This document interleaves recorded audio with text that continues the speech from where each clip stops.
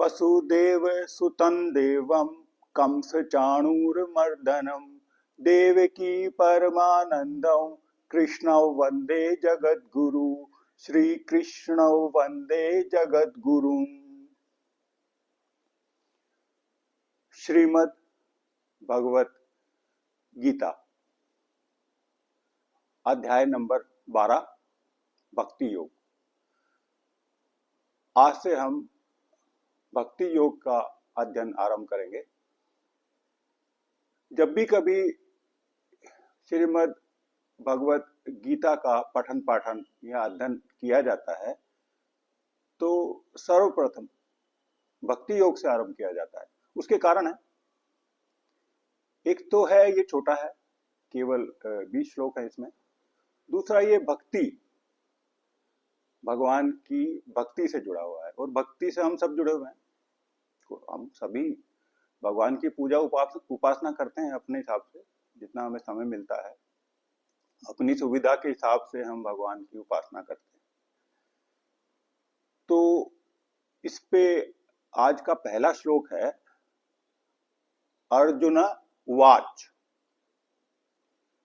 एवं सतत युक्ता ये भक्तास त्वाम पर्युपासते ये चापयक्षरम व्यक्तन तेषाम के योग वित्तमाः। ये श्लोक है। अब इसका जो अर्थ है कि जो भक्त भगवान को निरंतर भगवान में लगे रह के सर्वशक्तिमान विश्व रूप परमात्मा की उपासना करते हैं, और जो भक्त अविनाशी निर्गुण निराकार भगवान के रूप की उपासना करते हैं, इन दोनों में उत्तम योग जानने वाला कौन है? ये अर्जुन ने भगवान से प्रश्न पूछा है, और ये हमारा भी प्रश्न है। हम भी पूछते हैं, भगवान से पूछते हैं कि जो आपकी पूजा उपासना करता है और जो आपके निर्गुण निराकार रूप की उपासना करता है, ध्यान करता है, तो उन दोनों में से श्रेष्ठ कौन है? अब देखिए, भगवान ने ना इस श्लोक में, अर्जुन ने इस श्लोक में शब्द का प्रयोग किया है एवं ये भक्ता। तो भगवान ने 11वें अध्याय के अंतिम श्लोक 55वें श्लोक में इस भक्त के विषय में बताया है, जिसके विषय में अर्जुन कह रहा है कि ये भक्त, जो भक्त जो है, इसके विषय में 55वां श्लोक इस प्रकार है। मत कर्मकृत मत परमो मद भक्तो संग वर्जित है निर्वैर सर्वभूतेषु यह मामेति पांडव। कि हे अर्जुन, जो मेरा भक्त अपने सारे कर्म, जो भी वो अपनी जो उसकी गतिविधियां हैं, सारे दिन की क्रियाएं हैं, वो मुझको अर्पित करके करेगा। मत कर्मकृत, ये बहुत महत्वपूर्ण शब्द है। फिर मत परमो, मेरे परायण होके करेगा। मद भक्तो, मेरा भक्त होके करेगा।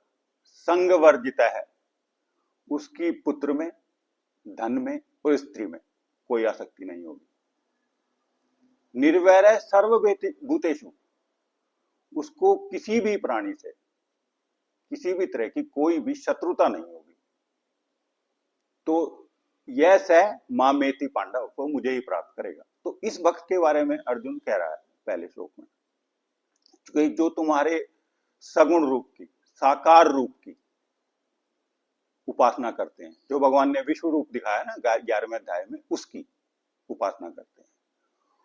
और जो अक्षर, जो दूसरी पंक्ति में जो है, ये चैपी अक्षरम व्यक्तन,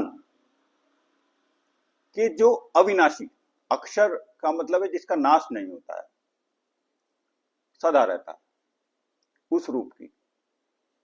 एक क्षर होता है, एक अक्षर होता है। क्षर में सब कुछ आता है, मैं, आप, पृथ्वी, सूर्य, सारा ब्रह्मांड, ये क्षर में आता है, इसका नाश होता है।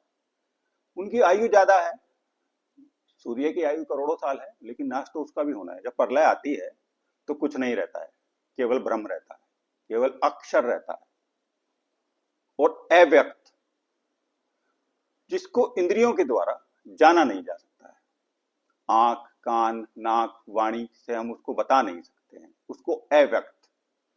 तो जो उसकी उपासना करते हैं, और ये प्रश्न आया कहां से अर्जुन के दिमाग में, कि भगवान ने दूसरे अध्याय से लेके और 10वें अध्याय तक अपने निर्गुण निर्गुण रूप की उपासना बताई है। और इन्हीं अध्यायों में स्थान स्थान पर अपने सगुण, सभी उपाधियों से सहित और ऐश्वर्य से युक्त रूप की भी उपासना बताई है। तो अर्जुन ये पूछ रहा है कि इन दोनों भक्तों में योग वित्तम कौन है। अब ये जो योग वित्तम शब्द है, ये एक होता है योग वित्त, योग को जानने वाला, भगवान से जो हमारा योग होगा उसको जानने वाला योग वित्त। एक योग वित्तर, दो में श्रेष्ठ, दोनों योग के जानने वालों में श्रेष्ठ। अब यहां अर्जुन ने शब्द यूज किया है योग वित्तमाहा, जो योग को जानने वालों में उत्तम है, श्रेष्ठ है। उन दोनों में से उत्तम कौन है, मतलब दो उत्तम में से एक उत्तम कौन है, ये अर्जुन ने भगवान से प्रश्न पूछा है। और इसमें एक और महत्वपूर्ण शब्द यूज किया है अर्जुन ने, प्रयोग किया है, पर्युपास्ते। एक होता है उपासते, हम उपासना करते हैं, उससे बना है उपासते, पूजा पाठ जो हम करते हैं। और एक है पर्युपास्ते, ये शब्द है परितः उपासते, जब हम पूर्ण रूप से, ये जो मत कर्म कृत है ना, वो वाली बात है ये, कि जब हम अपनी सारी क्रियाएं, जो भी हम कर रहे हैं, कुछ भी कर रहे हैं, हमने क्या किया है, हमने अपना समय निर्धारित कर दिया है। ये समय भक्ति के लिए है, भगवान के लिए है, ये समय मेरे मनोरंजन के लिए है, ये मेरी आजीविका के लिए है, ये मेरे परिवार के लिए है। भगवान ये कह रहे हैं ऐसा नहीं, मत कर्मकृत, तेरी जो सारी क्रियाएं हैं, जो तेरी 24 घंटे की जो भी क्रियाएं हैं, तू खाता है, पीता है, तू आजीविका कमाता है, तू अपने परिवार को जो समय देता है, वो तेरी सारी क्रियाएं मुझको अर्पित करके होंगी, मत परमो होंगी, मुझको सब कुछ मान के होंगी, मेरा भक्त बन के होगी, मद भक्तो। तो फिर परियुपास्ते, सतत युक्तम, सतत मतलब निरंतर, लगातार, युक्तम भगवान से जुड़ना, कि सतत युक्तम भगवान से लगातार जुड़ के परियुपास्ते। जब वो उपासना होगी, भजन कीर्तन पठन पाठन, और उसके अलावा जो तेरा व्यवहारिक कर्म है, ये धार्मिक कर्म है, जो तेरा व्यवहारिक कर्म है, ये खाना पीना, परिवार का समय, आजीविका, व्यवसाय, ये सारे कर्म मत कर्म कृत होंगे। एक तो ये भक्त है, और दूसरा भक्त जो भगवान के निराकार अविनाशी रूप की उपासना करते हैं, कर्म सन्यासी। आचार्य शंकर कर्म सन्यासी शब्द का प्रयोग करते हैं उनको बताने के लिए। वो उन दोनों में से श्रेष्ठ कौन है, ये भगवान ने, ये अर्जुन ने भगवान से प्रश्न किया है। ओम शांति शांति शांति ओम।